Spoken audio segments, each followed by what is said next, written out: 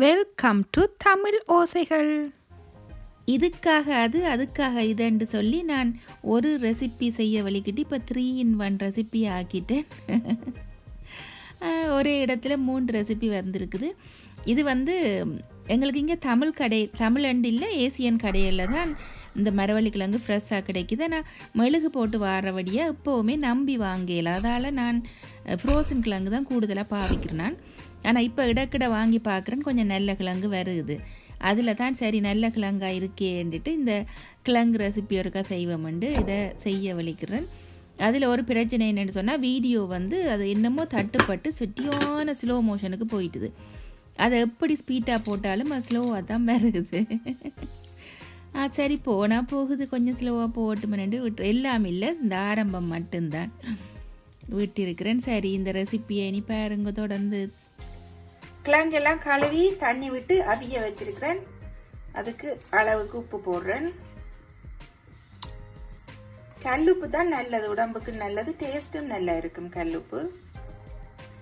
அதோட இந்த மரவள்ளி கிழங்கு அவிக்க எப்பவுமே மூடி அவிக்க கூடாதாம், அந்த ஆவிய வெளியில போக விடணுமா. அதால நல்லா அவிஞ்சு வந்த பிறகு வேணுமெண்டா லாஸ்டா மூடலாமே தவிர மூடக்கூடாது. இப்படி திறந்துதான் அவிக்கணும், அவியட்டும். கிழங்கு அவிக்கிறதுக்கு இடையில இந்த வேலையை முடிப்போம். நான் எப்பவும் இப்படி 3-4 தேங்காயை வாங்கி ஒரேடியாக திருவி ஃப்ரீசரில் போட்டுடுவேன். அப்போ தேவைக்கு டக்கு பாவிக்கலாம்.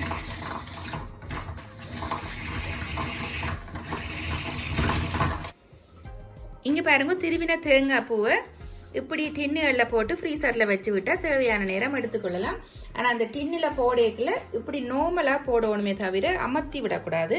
அமர்த்தி விட்டால் அப்புறம் எடுக்கிறது கஷ்டமாக இருக்கும். இது மெல்லமாக ஒரு கத்தியால் தட்டி விட்டாலே கடகரண்டு கொட்டுப்படும் ஃப்ரீசரால். அதால் இப்படித்தான் நான் செய்து வைக்கிறது. பிறகு தேவைக்கு எடுத்துக்கொள்ள. நாங்கள் அடிக்கடி சம்பல் செய்வோம், புட்டு அவிப்போம், சுண்டல் செய்வோம் வர. அப்போ இதுகளுக்கு கட்டாயம் தேவைதானே. இப்போ முக்கால்வாசி அவிஞ்சு வந்துட்டுது. இப்பதான் மூடி இருக்கிறேன். அதுவும் ஒரு சைட்ல திறந்து தான் மூடி இருக்கிறேன். அந்த ஆவி வெளியில போற அளவுக்கு மூடி இருக்கிறேன். சூப்பரா அவிஞ்சிட்டேன். இங்க நல்லா அவிஞ்சிட்டுது. இனி வடிச்சு விட்டா சரி. இப்படி அவிச்ச மரவள்ளி கிழங்குக்கு சூப்பரா பொருந்துறது பச்சை மிளகாய் துவையல் தான். துவையல்னு சொன்னா இது இவ்வளவுத்தையும் தான் போட்டு அரைச்சு எடுக்கிறது. தண்ணி விடாம அம்மியில அரைச்சு எடுக்கிறது. தேங்காய் போடுறேன் இல்லை. ஆனால் நான் உரைப்புக்காக தேங்காய் போட போகிறேன், இல்லாட்டி உரைக்கும். அதால் நான் தேங்காய் போட போகிறேன். இவ்வளவு தான். இதில் இப்போ வெங்காயத்தை மட்டும் வச்சுக்கொண்டு கொஞ்சம் பெப்பர் எடுத்து வச்சு, மரவள்ளி கிழங்கு கொஞ்சம் நச்சுத்தன்மைன்றபடியாக பெப்பர் போடுறது நல்லது. இஞ்சி போடையில அது கூடாதுன்னு சொல்லுவாங்க, அதில் போடையில். உப்பு, பழப்புளி, பச்சை மிளகாய், தேங்காய் பூ இவ்வளோத்தையும் போட்டு கொஞ்சமாக தண்ணி விட்டு முதல்ல அரைச்சிட்டு அப்புறம் லாஸ்ட்டாக வெங்காயத்தை போட்டு ஒரு சுற்றி இறக்க போகிறேன். இப்போ நான் துவையெல்லாம் அரைச்சி எடுத்துட்டேன். பாருங்கோ எவ்வளோ சூப்பராக இருக்குண்டு. இங்கே தண்ணி ரொம்ப விடையில கொஞ்சம் தண்ணியாக விட்டு இங்கே சூப்பராக அரைச்சி எடுத்தாச்சு. இனி இதுக்கு இப்போ தான் நான் வெங்காயத்தை போட்டு ஒரு 2 சுற்றி போட்டு எடுக்க போகிறேன். வெங்காயம் கடுமையாக அரையக்கூடாது. கடுமையாக அரைப்பட்டுதேன்னு சொன்னால் அது ஒரு சாதி டேஸ்ட் மாறிடும். இதை போட்டு 2 சுற்றி. இதில் முக்கியமாக கொஞ்சம் பழப்புளி கொஞ்சம் வாய்க்கு கூடுதலாக இருக்கணும். அப்பதான் அந்த பச்சை மிளகாய் துவையல் சூப்பராக இருக்கும். இதோ பச்சை மிளகாய் சட்னி ரெடி ஆயிட்டுது. ஆஹா ஓஹோ ரெண்டும் ரெடி ஆயிட்டுது. மரவள்ளி கிழங்கு அவிச்சதும் இதுக்கும். ஆனால் இப்போத்தான் எனக்கு ஒரு யோசனை வருது, இந்த சட்னிக்கு எங்கட இலங்கை ரொட்டி என்றா இவ்வளவு சூப்பராக இருக்குமெண்டு. அதால நான் இப்போ கொஞ்சம் ரொட்டியும் செய்ய போறேன். அதுக்கு இதுக்கு அதுண்டு இப்போ நான் சட்னியை பார்த்துட்டு ரொட்டி செய்ய போறேன். இந்த ரொட்டி இது இலங்கையில மிகவும் பிரபல்யமான ஒரு ரொட்டி. இது வடக்கு கிழக்கண்டெல்லாம் இல்லை, பொதுவாக தமிழ் மக்களிடையே மிகவும் பிரபல்யமான ஒரு ரொட்டி ஒன்று சூப்பராக இருக்கும். இதுக்கு நாங்கள் பிளெயின் ஃப்ளவர் தான் யூஸ் பண்ணுவோம். இதை நாங்கள் கோதுமம்மான்னு சொல்லுவோம்.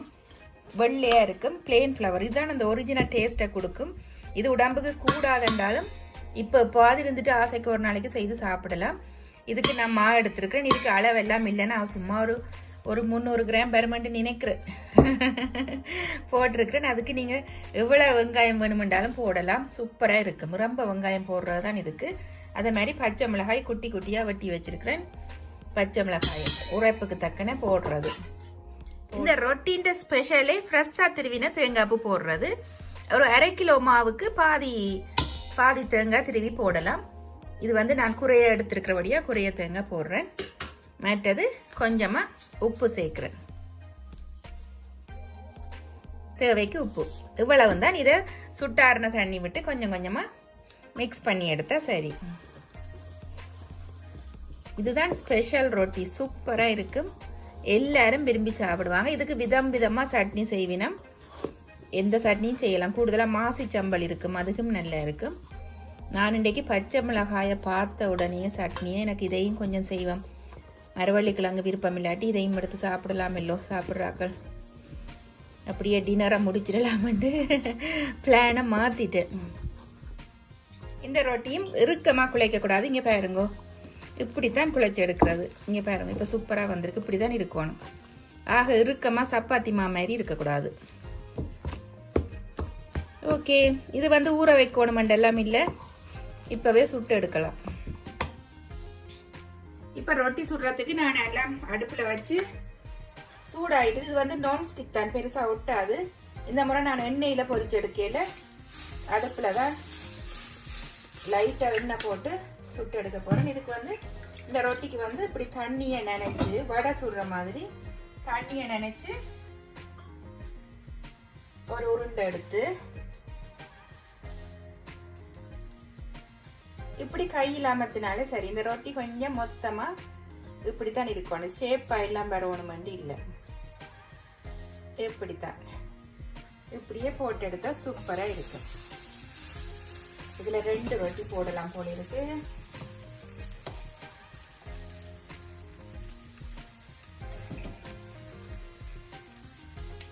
தண்ணி இருந்தா கையில ஒட்டாது. இப்படி தண்ணியை தொட்டு தொட்டு, இது வந்து கையில தான் செய்யணும், அப்பதான் அது ஒட்டாம வரும். அதோட இப்படி கொஞ்சம் மொத்தமா தான் இருக்கணும். ஆக மெல்லிசாவும் சுடுறேன். பாத்தீங்களோ, நெருப்பை வந்து குறைச்சி வச்சுட்டு இப்படி கொஞ்ச நேரம் விட்டு எடுத்தா நல்லது. நீங்க தேவைப்பட்டா இன்னும் கொஞ்சம் கூட எண்ணெயும் போடலாம், நான் போடல இந்த முறை.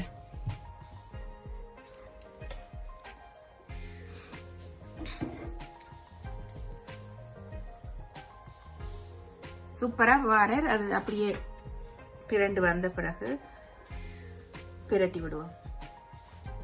வெந்து கொண்டு வாரர், பார்த்து பார்த்து நீ மெல்லமா பிரட்டி விடுவோம்.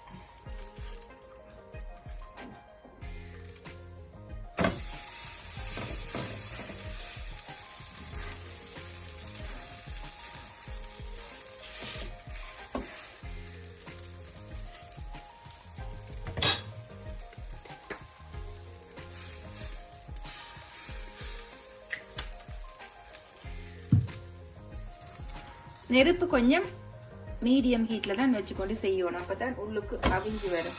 இல்லாட்டி டக்குன்னு கருகி போயிடும். பொறுமை வேணும் இதுக்கு. நல்ல சூப்பரான ரொட்டிங்க, பார்க்கவே வடிவா இருக்கு.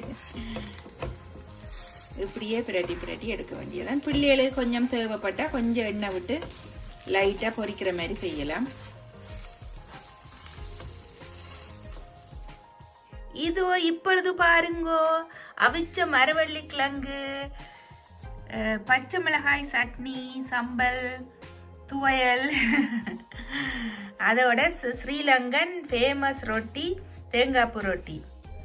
சூப்பரா வந்திருக்குது எல்லாம். அதுக்காக இது, இதுக்காக அது என்று சொல்லி நான் மீண்டும் செய்துட்டேன். இப்படி நீங்கள் செய்து சாப்பிட்டு பாருங்க, சூப்பரா இருக்கும். இதனை பார்த்து ரசித்த உங்கள் அனைவருக்கும் மிக்க மிக்க நன்றி. பாய் பாய்.